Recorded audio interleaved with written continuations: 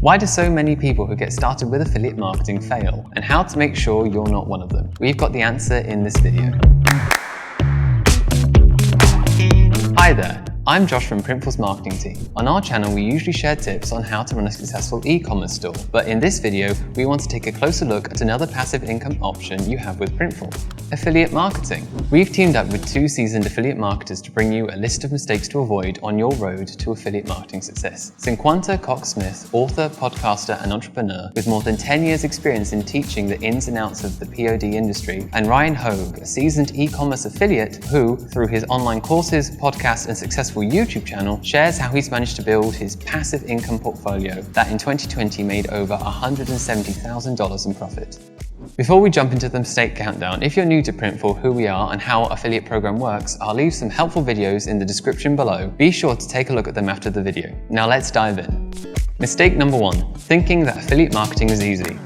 If you're watching this, you've probably scrolled past many YouTube videos and blog articles with headlines that promise you'll get rich with affiliate marketing fast, or learn everything to be successful with affiliate marketing in 3 minutes. And you've also clicked a bunch of them, right? No doubt the majority of information at the core of these videos and articles offers valuable insights into affiliate marketing, but the promise of instant profit is a hard oversell. Most people who start with affiliate marketing hold the expectation of getting rich fast, but end up disappointed and give up too soon. That's the key phrase here, giving up too soon. But you don't have to be part of that bunch. It's all about managing your expectations from the start. Don't get me wrong, I'm not trying to scare you away from becoming an affiliate marketer, but it does take industry knowledge, patience, and working on a proper content strategy to get it right. Let's look at Printful's affiliate program as an example. The Printful affiliate program requires affiliates to understand how print-on-demand works and how to create and sell Printful products. If you're a Printful affiliate, you're teaching your viewers how to start their own e-commerce business. It takes time to educate people, and it takes time for your audience to set up a store and create products and start selling for you to receive commissions. So you might start seeing results in a month or 2. At face value,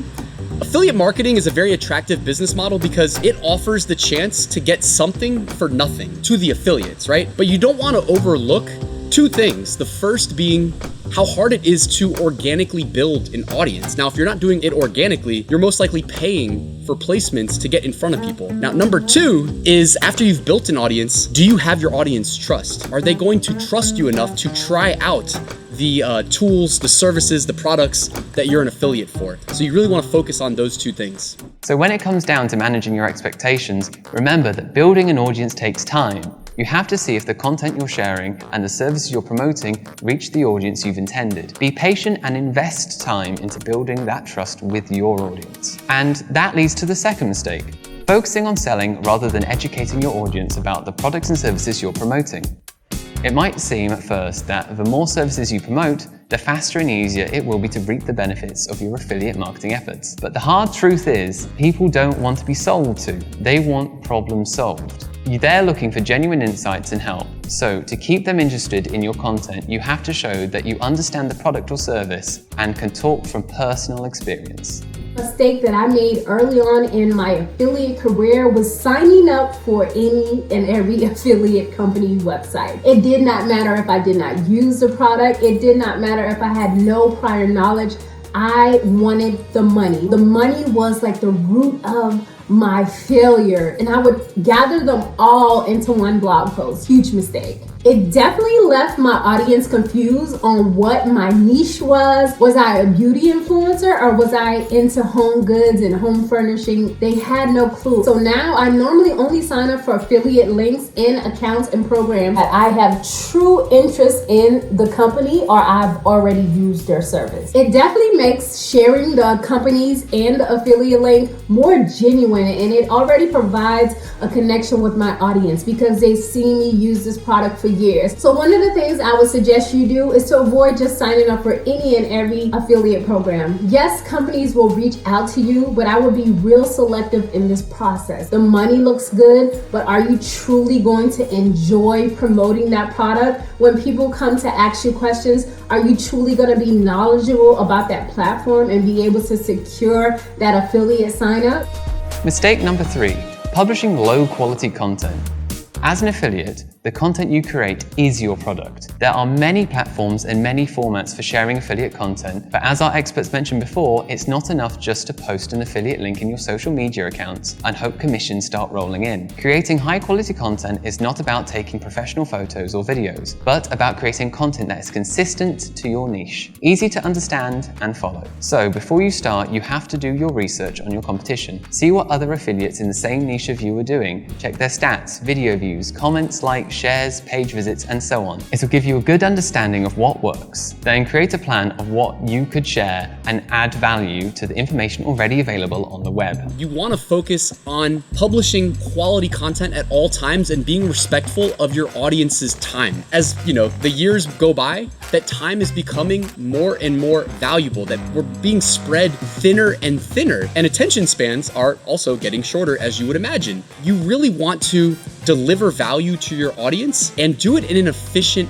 manner. I love focusing on action-oriented content. Whenever I'm doing videos publicly, I do like to do videos in the e-commerce space, and I like to provide step-by-step actionable content whenever I can for my audience. My biggest goal when I'm creating my videos about software and about sites I use and different print-on-demand businesses, I make sure that my tutorials and my videos are easy for anyone from the age of 5 to an adult who is in their prime, over 60. Grandma, granddad, auntie, uncle can understand it.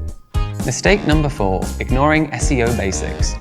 Creating quality content is at the core of successful affiliate marketing, but just like with anything you put on the internet, if no one finds it, it might as well not be there. So mistake number 4 we have to talk about is ignoring SEO basics. SEO, or search engine optimization, is the process of making sure your content is organically discoverable on the platforms you're posting. You want to always focus on good SEO though, whether you're selling a product on Amazon or wherever, Shopify, or if you're just publishing YouTube videos. We're always competing for top of search, right? We know top of search is where you're going to get the most visibility, and kind of everything is a function of getting visibility. If you're on page 2, nobody probably knows about you, regardless of if you're selling something or you're doing affiliate marketing. So we need to assist the algorithms in understanding our content. It's going to vary from platform to platform, but you really want to make sure that you have good and accurate titles with relevant keywords. Titles typically carry the most weight when it comes to ranking your content in search. Also, anytime you can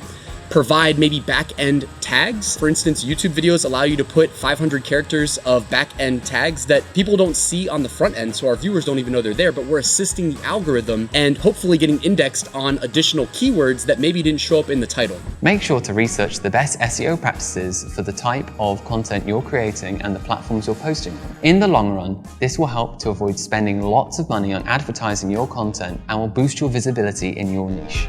Mistake number 5, not creating an email list or a Facebook group.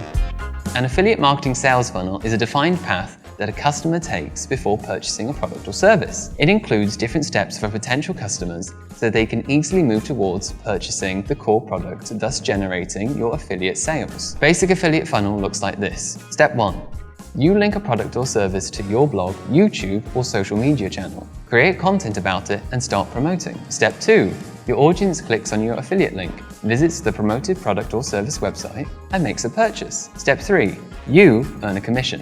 But in a lot of cases, the funnel is more complicated. People might need time to consider if what you're promoting is really for them. Maybe they want to get more information on the product or service. That's when creating an email list or a Facebook group comes in. It's a chance for you to remarket your affiliate product, either by sending out newsletters with additional information or creating discussions or informative posts in your Facebook group. You want to remain in contact with your audience. Now, I don't mean you have to be in constant contact, like emailing them every day or things like that. You don't need to do that, in my opinion, but you want the ability to email them, right? So it's one thing to say, hey, email your audience every day and constantly remind them that you're there. You don't have to do that, but I like to remind people on my YouTube videos to please subscribe to the YouTube videos. And you know what? Every now and then I say, hey, if you're enjoying the content, there's a little bell icon you can click and YouTube will notify you every time I release a video. Little things like that, guys. Remember, you are competing with a million other things when it comes to your audience and their attention. They can watch your video or they can do literally anything else. Step one is they need to know your video or your email or your product exists, right? So you want as many touch points as you can.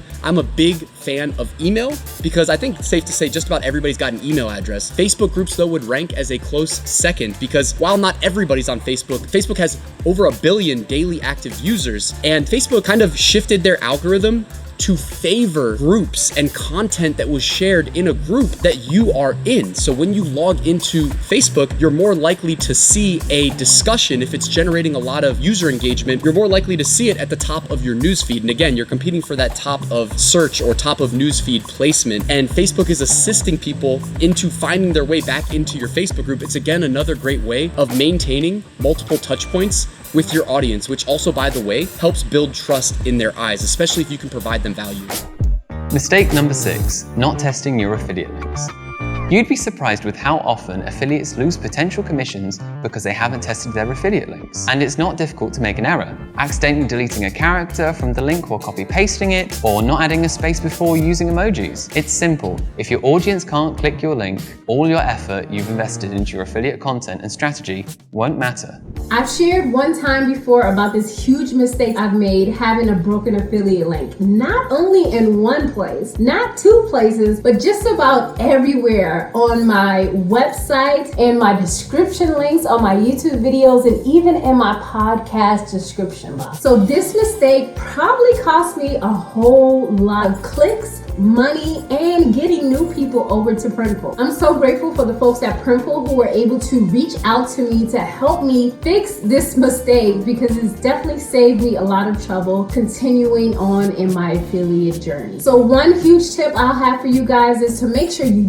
double, triple check your links and make sure everything is working properly so you can gain your affiliate income and make sure people are able to sign up for Printful. So I'm very used to testing my stuff, but also I use link shortening services to make my links a little bit more attractive, right? Because a lot of affiliate links are kind of long. They've got random things in the URL. You know, some people may not want to click it because the links can look weird. So if you use link shortening services like bit.ly, you can sign up for free and you can make more attractive affiliate links and you can name them yourself. So you can actually write in words that are relevant to the product or service that you're providing.